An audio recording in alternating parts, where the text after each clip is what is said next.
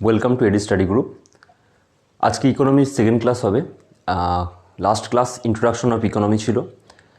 যারা যারা এখনও করনি ক্লাসটা অবশ্যই ক্লাসটা করে নেবে। ওই ক্লাসটা খুবই ইম্পর্টেন্ট। অ্যান্ড আমি ডেসক্রিপশনে একটা লিঙ্ক দিয়ে দেবো এবং একটা প্লেলিস্টও তৈরি হয়ে যাবে, তো তোমরা সেখান থেকেও পেয়ে যাবে লাস্ট ক্লাসটা। আচ্ছা, আজকে আমরা দেখো কি করব, মডেলস অফ ইকোনমি। ঠিক আছে, ইকোনমির 3টে মডেল আছে। এই 3টে মডেল নিয়ে আজকে আমরা ডিসকাস করব। দেখো, মেনলি ইকোনমির 3টে মডেল হয়। একটাকে বলি আমরা ক্যাপিটালিস্ট, আর একটাকে বলি আমরা সোশ্যালিস্ট, আর একটাকে বলি আমরা মিক্সড। এই 3টে মডেল হয় ইকোনমির: ক্যাপিটালিস্ট, সোশ্যালিস্ট অ্যান্ড মিক্সড। এভাবে মনে রাখবে, ইকোনমি নামে একজন বাবা আছে, তার 3টে ছেলে। ক্যাপিটালিস্ট হচ্ছে ফার্স্ট ছেলে, এ হচ্ছে সেকেন্ড ছেলে, আর মিক্সড হচ্ছে থার্ড ছেলে। দেখো কীভাবে এই কনসেপ্টটা আমরা বুঝবো। ক্যাপিটালিস্ট মানে, যদি সিম্পলি প্রথমে ক্যাপিটালিস্ট মানে বলি, তাহলে কি বলবো, যেখানে অনলি প্রাইভেট সেক্টর থাকে। কি থাকে? প্রাইভেট সেক্টর থাকে। অর্থাৎ গভর্নমেন্ট কী করে, এখানে কোনো কন্ট্রোল নেয় না, পুরোটাই প্রাইভেট কোম্পানি, প্রাইভেট সেক্টরের মাধ্যমে কিন্তু চলে। সেটা হচ্ছে ক্যাপিটালিস্ট ইকোনমি। অর্থাৎ গভর্নমেন্ট যখন কন্ট্রোল নিচ্ছে না, তখন এই ইকোনমিটা কী হবে? আনকন্ট্রোল। এখানে কোনো প্ল্যানিং থাকবে? গভর্নমেন্ট প্ল্যানিং থাকবে না, এটা হবে আনপ্ল্যান্ড। ওকে, আচ্ছা। নেক্সট, এবার এখানে যে প্রাইস মেকানিজম আছে, এটা কিসের ওপর বেস করে হবে? মার্কেটের উপর বেস করে হবে, কারণ পুরোটাই কি কোম্পানির হাতে। এটা হচ্ছে বেসিক। ক্যাপিটালিস্ট মানে কি, ক্যাপিটালিস্ট ইকোনমি মানে কি, যেখানে কি হবে, গভর্নমেন্ট কন্ট্রোল নেবে না, পুরোটা প্রাইভেটের হাতে থাকবে, আনকন্ট্রোল হবে, আনপ্ল্যান্ড হবে। আর প্রাইস মেকানিজম কে ঠিক করবে? এটা মার্কেট ঠিক করবে। মার্কেটে যেরকম চাহিদা থাকবে তার উপর ডিপেন্ড করে কী হচ্ছে, এখানে দাম হবে। ওকে, এবার এই ক্যাপিটালিস্টের কিছু ড্রব্যাক আছে, কিছু সমস্যা আছে। ক্যাপিটালিস্ট ইকোনমির কিছু ড্রব্যাক আছে। দেখো, আমি আগের ক্লাসে বলেছিলাম, পৃথিবীতে যা হয় টাকার জন্য হয়। যাই হোক না কেন পৃথিবীতে, তার পিছনে কিন্তু ইকোনমি লুকিয়ে থাকে। এটা শুনতে খারাপ লাগলেও আমি আবার বলবো, বারবার বলবো, যতবার ইকোনমির ক্লাস আমি ততবারই বলবো, আমাদের পৃথিবীতে যা হয় সব কিছু টাকার জন্য হয়। তার বেশিরভাগটা টাকার জন্য, কিছু কিছু এক্সেপশন থাকে, বাদ বাকি সব কিন্তু টাকার জন্য হয়। ওকে, আচ্ছা। তো এই ইকোনমির কিছু ড্রব্যাক ছিল। ক্যাপিটালিস্ট ইকোনমি কার আন্ডারে রয়েছে? প্রাইভেটের আন্ডারে। অর্থাৎ আমি যদি একটা প্রাইভেট কোম্পানি তৈরি করি, আমার টার্গেট কী থাকবে? প্রফিটকে ম্যাক্সিমাইজ করা। অর্থাৎ প্রতিটা প্রাইভেট কোম্পানির টার্গেট কিন্তু থাকে প্রফিটকে ম্যাক্সিমাইজ করা। তার জন্য যদি গভর্নমেন্ট কিছু করার নেই, কারণ গভর্নমেন্টের নিয়ন্ত্রণ থাকছে না। এবার কি হবে? ওর টার্গেট প্রাইভেটকে ম্যাক্সিমাইজ করা। তার জন্য যদি জনগণের ক্ষতি হয়, তার জন্য যদি এনভায়রনমেন্ট ক্ষতি হয়, ওরা কিন্তু দেখবে না। ওদের একটাই লক্ষ্য, প্রাইভেটকে ম্যাক্সিমাইজ করা। একটাই লক্ষ্য, সেটা হচ্ছে কি, প্রফিটকে ম্যাক্সিমাইজ করা। ঠিক আছে, আচ্ছা। এই ভিডিওটা কিন্তু প্রত্যেকে দেখবে, হ্যাঁ, আগের ভিডিওটার পরে এটা প্রত্যেকে দেখবে, হল্লা করিস না, বস চুপ করে। আচ্ছা, দেখো তাহলে কী হবে? ম্যাক্সিমাইজ করা, প্রফিট ম্যাক্সিমাইজ করা। এবার প্রশ্ন হচ্ছে, এই প্রফিটকে কী করে ম্যাক্সিমাইজ করা যায়? 3ভাবে করা যায়। ধরো আমি একটা কিছু তৈরি করছি, আমার কি দরকার? র মেটেরিয়াল দরকার, লেবার দরকার, আর তারপরে কি এমআরপি দিয়ে সেটা বিক্রি হবে, তাই তো? ধরো আমি 10 টাকা দিয়ে কিছু একটা র মেটেরিয়াল কিনলাম, আমি লেবার কস্ট কত দিলাম? 5 টাকা দিলাম, দিয়ে জিনিসটা আমি বিক্রি করছি কত টাকায়? 20 টাকায়। আমার খরচ কত হয়েছিল? আমার 15 টাকা খরচ হয়েছিল। আমি কত টাকায় বিক্রি করছি? 20 টাকায়। এবার আমাকে যদি বেশি প্রফিট করতে হয়, আমি কি করব? আমি তো র মেটেরিয়াল কম দামে কিনতে পারবো না, আমাকে 10 টাকাতেই কিনতে হচ্ছে। আবার আমি এমআরপিও বাড়াতে পারছি না, কারণ এই পেনটার এমআরপি যদি 20 থেকে আমি 30 টাকা করে দিই, কেউ তো কিনবে না, অন্য কোম্পানি 20 টাকায় বিক্রি করবে। তাহলে আমাকে প্রফিট ম্যাক্সিমাইজ করার জন্য কিন্তু এই লেবার কস্ট কমাতে হবে। অর্থাৎ আমি 5 টাকা লাভ করছিলাম, আমি এখন চাইছি 8 টাকা লাভ করতে। আমি কি করব? লেবারকে 5 টাকার জায়গায় 2 টাকা দেবো। তাহলে কত টাকা খরচ হলো? 10 আর 2 12, দেখো 20 টাকায় বিক্রি হচ্ছে, কোম্পানির লাভ কত থাকছে? 8 টাকা লাভ থাকছে। বোঝা গেল? সেই জন্য প্রাইভেট কোম্পানিতে দেখবে বেতন খুব কম হয়, কারণ প্রাইভেট ওদের টার্গেট কী থাকে? লেবার কস্ট কমিয়ে দেওয়া। কেন? প্রফিটকে ম্যাক্সিমাইজ করার জন্য। ঠিক।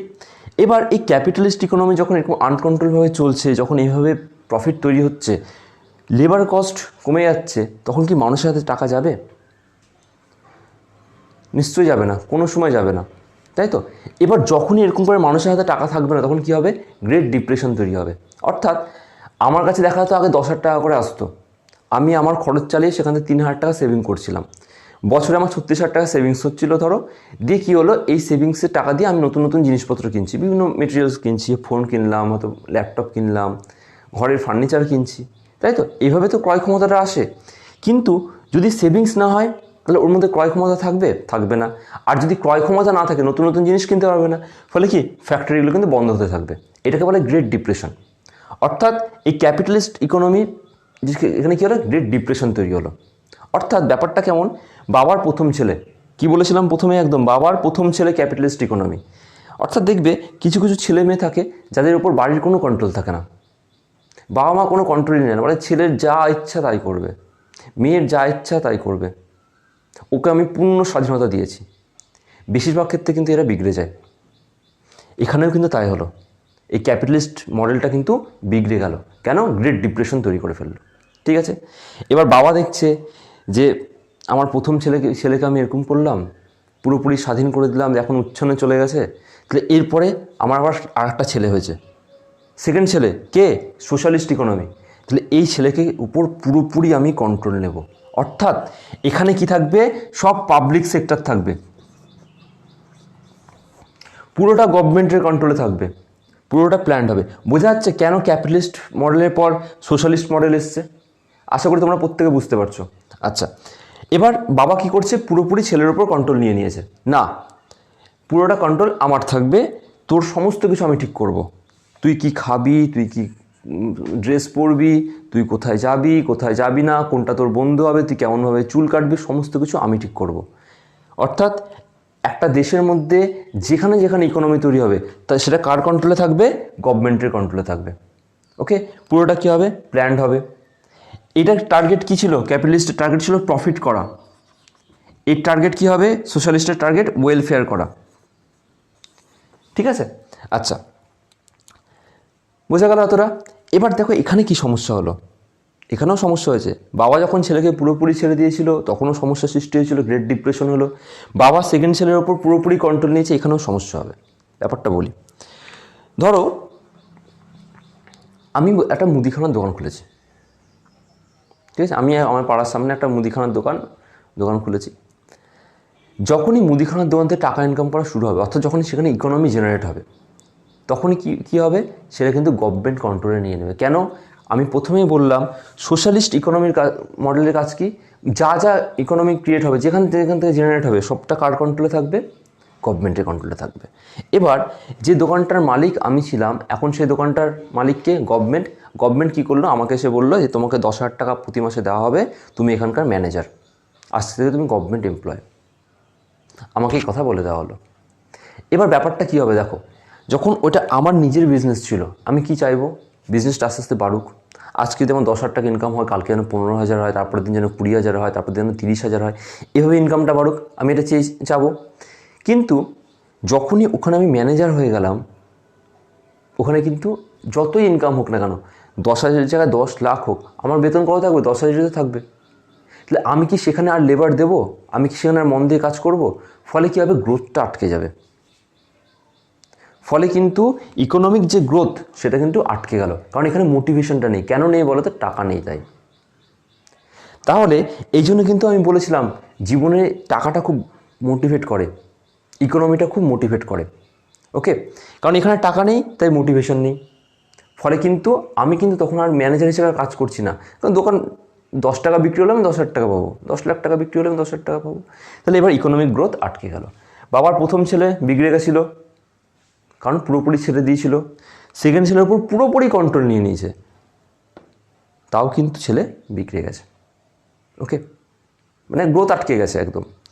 এবার বাবার আর একটা ছেলে হলো, থার্ড ছেলে, এর নাম হচ্ছে মিক্সড ইকোনমি।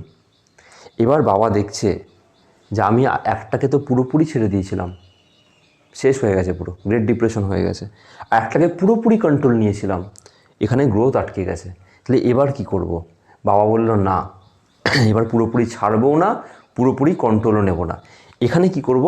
দুটোকে একসঙ্গে রাখবো। অর্থাৎ এখানে কি হবে, প্রাইভেট প্লাস পাবলিক সেক্টর, এই দুটো কিন্তু একসঙ্গে থাকবে। অর্থাৎ পুরোপুরি ছাড়বেও না।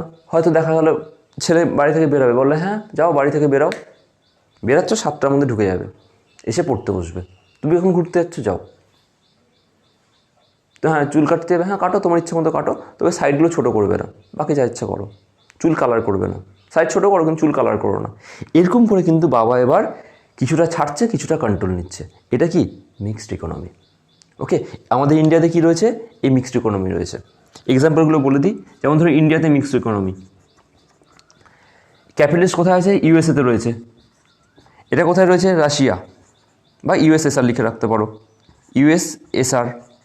আচ্ছা, এই ক্যাপিটালিস্ট মডেলটা কে দিয়েছিলেন, অ্যাডাম স্মিথ দিয়েছিলেন। ওকে, পরীক্ষায় জিজ্ঞেস করে কিন্তু ক্যাপিটালিস্ট মডেল কে দিয়েছিলেন, অ্যাডাম স্মিথ দিয়েছিলেন। সোশ্যালিস্ট কে দিয়েছিলেন, কার্ল মার্কস দিয়েছিলেন। ওকে, তাহলে এখানে কী ছিল, ক্যাপিটালিস্টে ছিল পুরোটাই প্রফিট করবে, এখানে কী ছিল, সোশ্যালিস্টে পুরোটা ওয়েলফেয়ার করবে। মিক্সে কী হবে তাহলে, প্রফিট প্লাস ওয়েলফেয়ার। ওকে, তাহলে ইকোনমির 3টে মডেল বোঝা গেল, কনসেপচুয়ালি বোঝালাম। আশা করি তোমাদের প্রত্যেকের মনে থাকবে এবং প্রত্যেকে বুঝতে পারবে। নেক্সট ক্লাসে আমরা করব ইকোনমিক যে সেক্টরগুলো রয়েছে, প্রাইমারি সেকেন্ডারি যে সেক্টরগুলো রয়েছে, এগুলো নিয়ে কিন্তু 3rd ক্লাস আসছে ইকোনমির। ওকে, তো প্লিজ প্রত্যেকে সাবস্ক্রাইব করে রাখবে, শেয়ার করো প্রত্যেকের সঙ্গে, কারণ বুঝতেই পারছো শেয়ার না করলে, সাবস্ক্রাইব না করলে কি হবে, আর পরে ভিডিওগুলো পাবে না, সকলের কাছে পৌঁছাবো না, আমি কিন্তু মোটিভেশন কম পাবো। যখন দেখবো একটা ভিডিওতে অনেক ভিউ আসছে, আমারও খুব ভালো লাগে, যখন কমেন্ট আসে, তোমাদের হয়তো ক্লাসটা ভালো লাগলো, তবু অনেক সময় তোমরা কমেন্ট করো না। ফিডব্যাক দিতে পারো তো, একটা কমেন্ট করতে কী এসে যায়, কতক্ষণ সময় লাগে, কমেন্ট করে জানানো যেতে পারে কেমন লাগলো, শেয়ার করে দেওয়া যেতে পারে, সবাই জানুক, সবাই দেখুক। ওকে, থ্যাংক ইউ।